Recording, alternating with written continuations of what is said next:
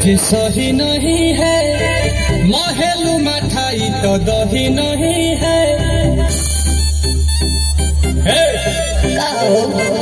लागे मिजाज आज सही नहीं है, महलू मठाई तो दही नहीं है। पानी में चीनी जैसे घोले राजा जी, घोले राजा जी।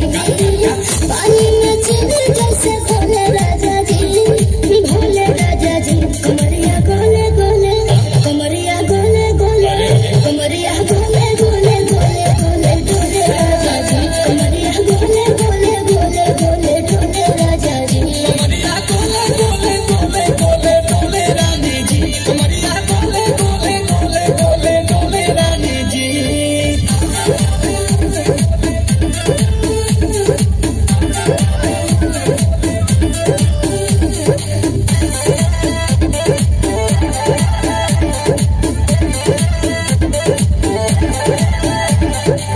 लागलू ओइठे आ कोहरा में बैठे, करे करे जा धक्का धप।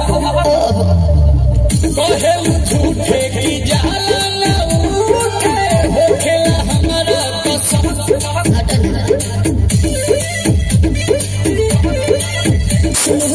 जी सन्ना दवा हमरे जी सन्ना, फटाफट ला दो जाके मेरे जी सन्ना। बात तू मीठी मीठी बोले राजा जी, बोले राजा जी।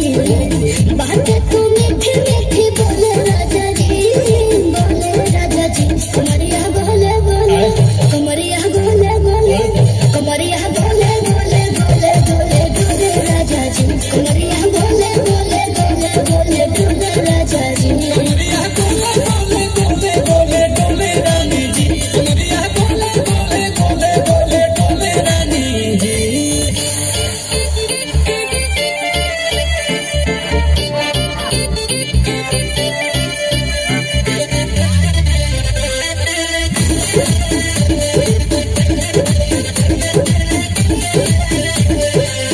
एहो हसीना इशारों के बिना, सीना से जलुआ के शॉट होला ए रानी गरम जवानी, पानी पी